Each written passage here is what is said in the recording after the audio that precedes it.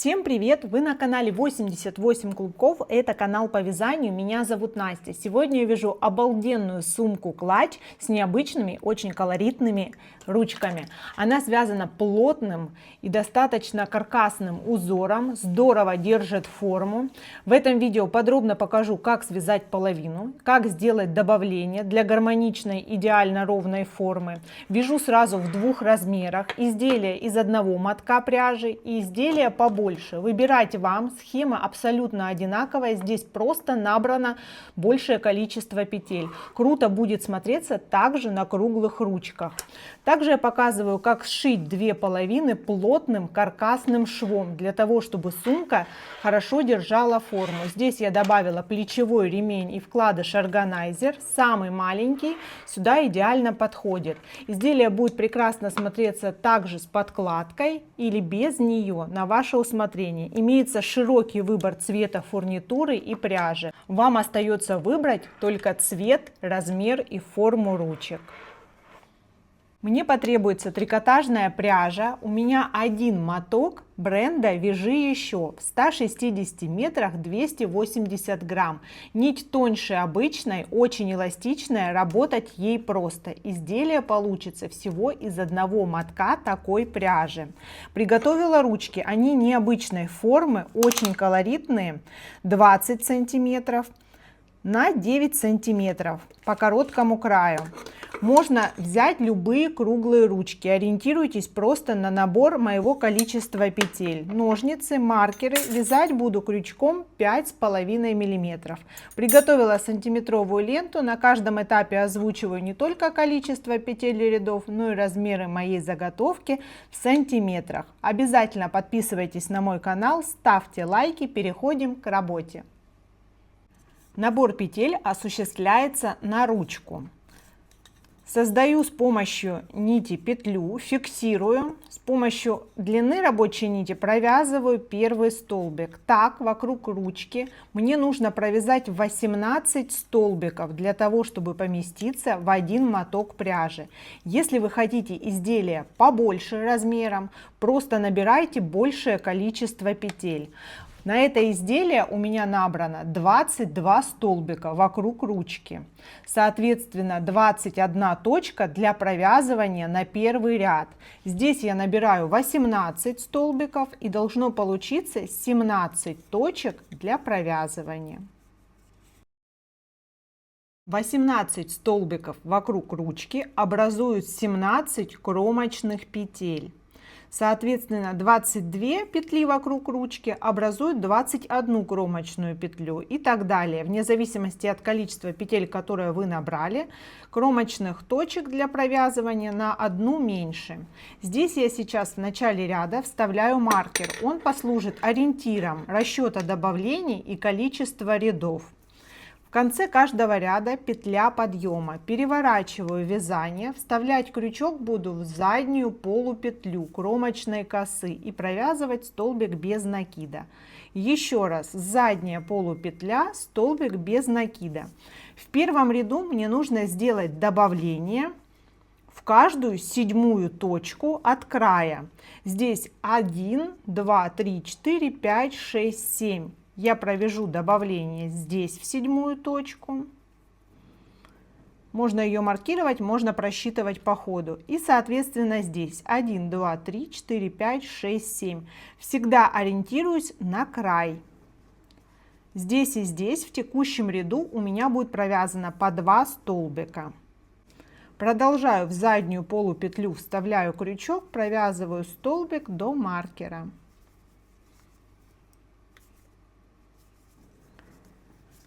Здесь маркер можно удалить. В эту точку, в заднюю полупетлю, сразу 2 столбика без накида. Первый, второй. Готово. Дальше по одному столбику в одну точку. Здесь между добавлениями в первом ряду получается 3 столбика. Удаляю маркер и в эту точку снова провязываю добавление.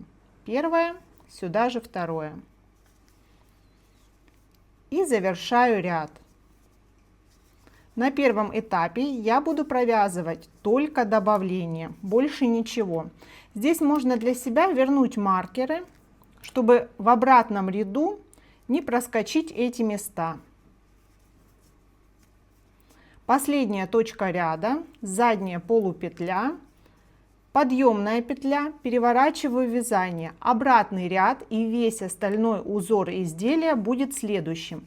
Я нахожу заднюю полупетлю текущего ряда и оставшуюся полупетлю предыдущего ряда. Вставляю крючок, провязываю столбик без накида. Так, в текущем ряду полупетля, в предыдущем ряду полупетля, провязываю столбик. Это ряд обратный. Получается, от маркера в правую сторону я всегда буду вязать обратный ряд.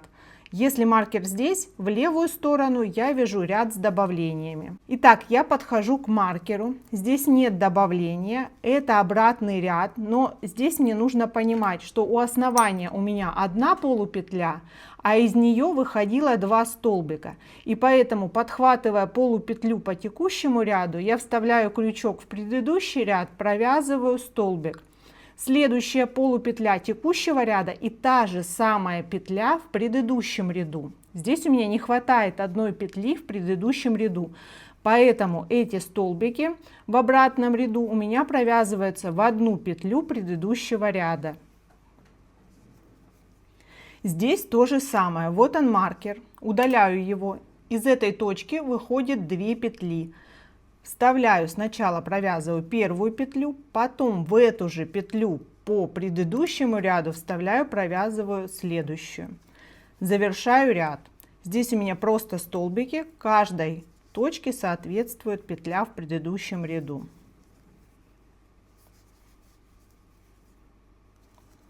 Готово. Закончилась пара рядов. Такими парами на данном этапе я и вяжу. Петля подъема. Снова петля в текущем ряду, петля в предыдущем, переворачиваю вязание, столбик.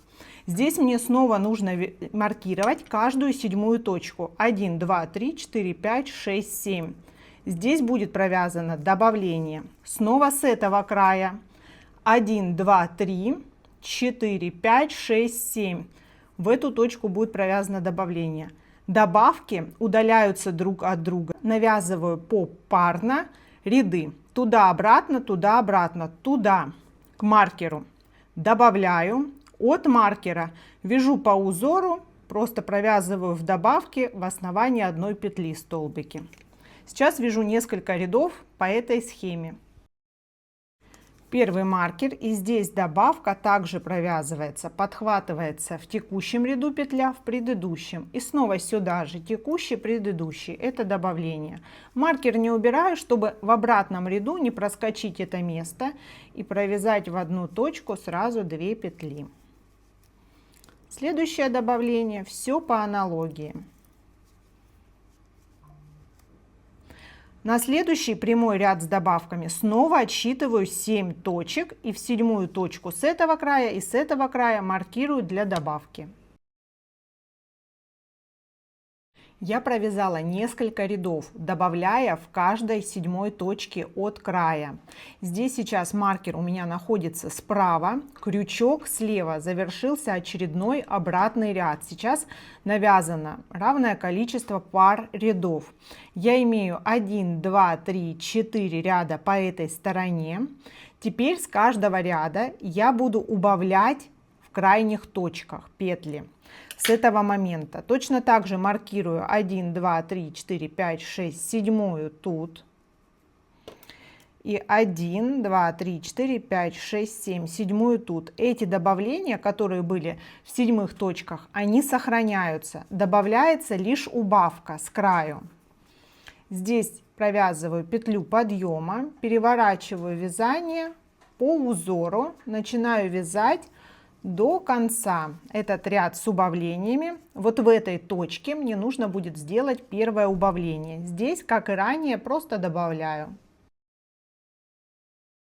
Текущий ряд с добавлениями заканчивается, и в последующем, в каждом ряду в конце буду провязывать убавку. У меня остается 2 точки. Я вставляю крючок в первую точку, не провязываю петлю, вставляю крючок во вторую точку и провязываю эти петли вместе. Это и есть убавление. подъем на следующий ряд. Сейчас у меня обратный ряд. Просто вяжу, как ранее, провязывая добавки в одно основание по этой стороне, до этой точки. В конце этого ряда точно так же убавление. Здесь ряд начинается таким образом, что не хватает одной петли в текущем ряду, так как я провязала убавление. Поэтому я вставляю крючок в первую кромочную точку, в заднюю полупетлю по текущему ряду, а по предыдущему подхватываю соответствующую. Обратите внимание, вот эта петля остается не затронута. Для этой петли мы петлю сократили. Здесь провязываю первый столбик и двигаюсь обратным рядом на другую сторону. У меня очередное окончание ряда. Здесь предпоследняя и последняя петля провязываются вместе. Петля подъема, переворачиваю в вязание. Теперь очень внимательно. Маркер у меня слева, рядов 1, 2, 3, 4, 5 пар. И здесь я маркировала каждую седьмую точку, но так как в этом ряду у меня по одной петле убавилось, соответственно, я эти петли посчитать не могу, и поэтому маркирую каждую шестую точку.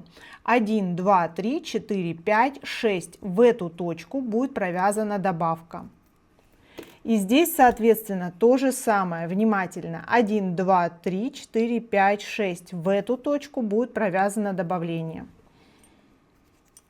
Вяжу ряд с добавлениями до этого края. Здесь не забываю сделать убавку. И так навязываю добавки, как и остались, но каждый раз у меня уменьшается количество петель в следующем ряду. Через пару рядов я буду уже пятую точку маркировать, потом четвертую, третью, и у меня этот край убавок встретится с краем добавлений, то есть будет вывязан конус. Покажу вам по готовому изделию. Я сейчас вот в этой точке где-то. Вот, когда ровным полотном шли добавки, у меня увеличивалась средняя часть. Теперь у меня эти края начнут идти на сближение, то есть добавки, как и шли, будут идти, а с этого края начну провязывать убавление, и вывяжется вот такой клин.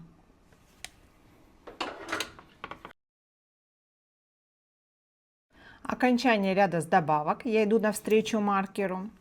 Также убавление в конце каждого ряда. Подъемная петля, переворачиваю вязание, контролирую, подхватываю полупетлю текущего и полупетлю предыдущего. Одна из полупетель в предыдущем ряду остается в стороне. Провязываю столбик и продолжаю обратный ряд, в котором я просто корректирую добавление, которое сделала в прямом ряду. Вот она, эта добавка.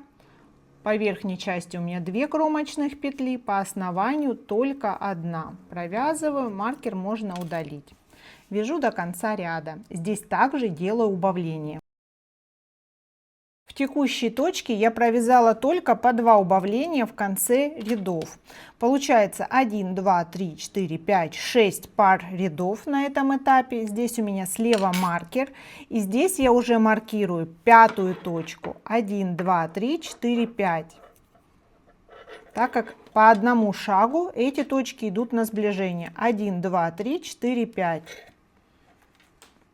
Продолжаю, у меня будет еще несколько пар рядов, пока вот эти точки края и добавления не сойдутся максимально близко.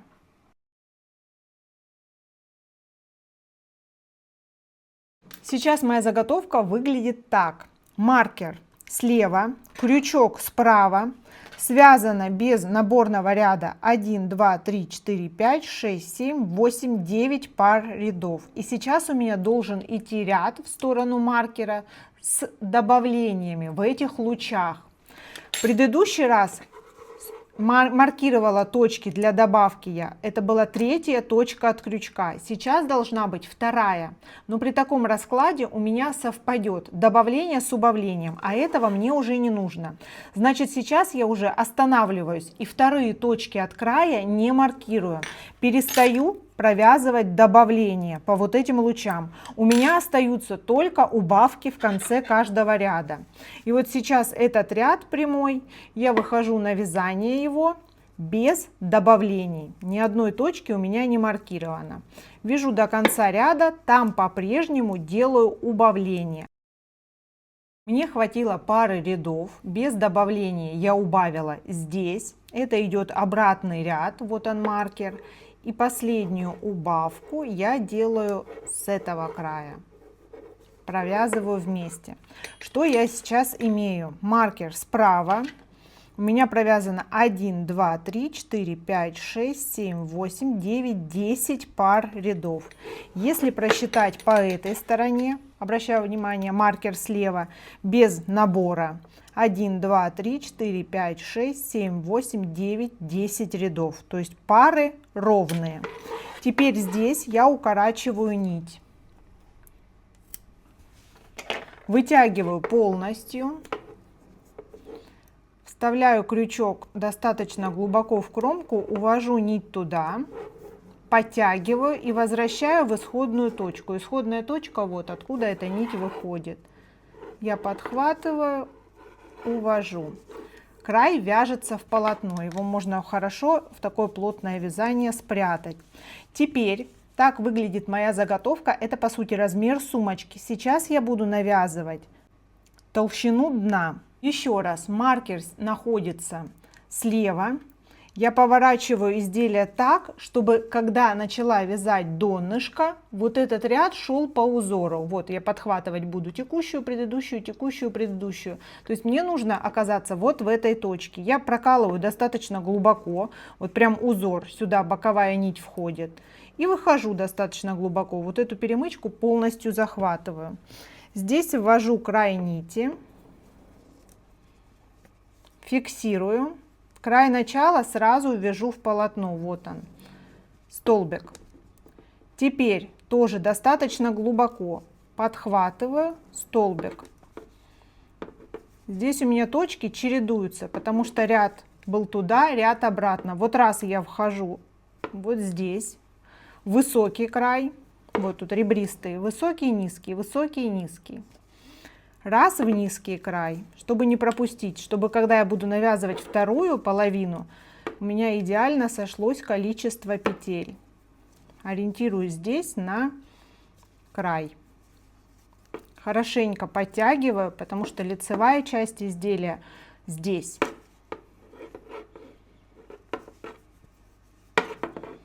Очень компактно это ввязывается в полотно. Здесь у меня получается 1, 2, 3, 4, 5, 6, 7, 8, 9.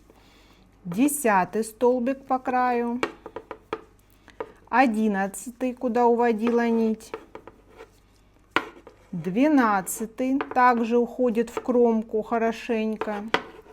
И вот первая уже точка, где я возвращаюсь к своему узору. Подхватываю текущую полупетлю и предыдущую. Но здесь мне нужно ввязать и этот край нити сразу, чтобы спрятать его и не мучиться с ним в последующем. Все, готово. Хорошенько подтягиваю и продолжаю по узору вязать к этой точке. Снова должна переходить на обвязку края. Здесь у меня последняя точка. И симметрично, как здесь у меня поместилось 12 столбиков, здесь тоже у меня, соответственно, должно поместиться 12 столбиков. В угол первый. Далее поочередно. Сначала в высокий край, потом в низкий. Третий, четвертый, пятый. Так до этой точки. 12. Петля подъема, переворачиваю вязание. Снова по этому краю у меня подготовленный ряд, поэтому у меня нет нижней кромочной точки, поэтому я вставляю только верхнюю в заднюю полупетлю. Снова задняя полупетля кромочной косы, двигаюсь к угловой точке изделия. Тут у меня 12 столбиков. И по донышку снова у меня подготовленная кромка под мои ряды. Текущая, предыдущая. полупетля, текущая, предыдущая. Так я сейчас завершаю этот ряд. Тут тоже, соответственно, у меня будет только задняя полупетля без основания. И вяжу еще один ряд полностью по узору.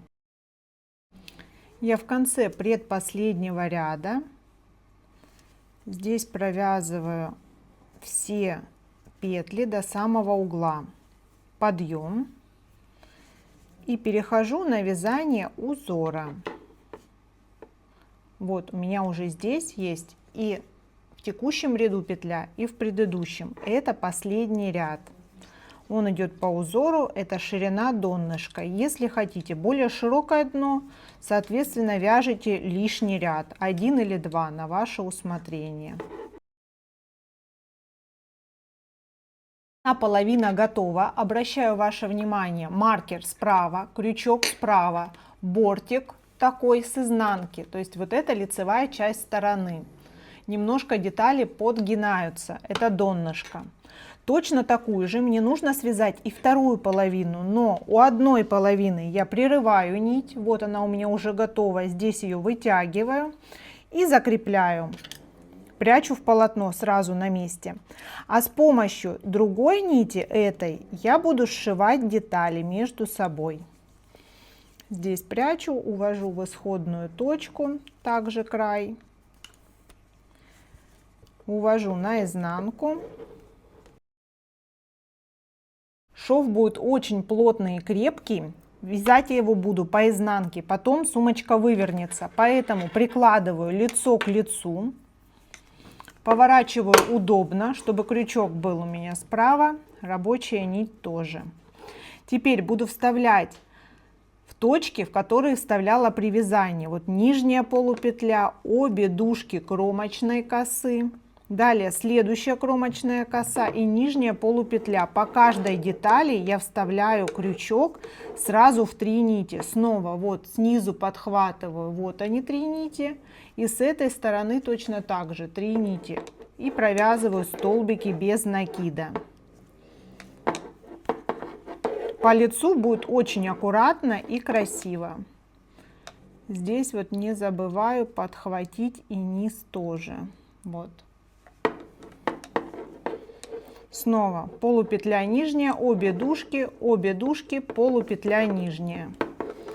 Так двигаюсь, у меня количество петель по одной детали соответствует количеству петель по другой детали до этой точки. Здесь у меня полностью совпали углы. Я провязываю последний, наверное, уже не столбик, соединительную, укорачиваю нить. Нить достаточно скользкая, можно не только спрятать, но и подшить ее в полотно. Увожу и выворачиваю. Сумочка получилась просто идеальная по размеру, пропорциям, а также расходу пряжи. Мне потребовался всего один моток нити. Ширина 25 сантиметров, глубина около 16 сантиметров.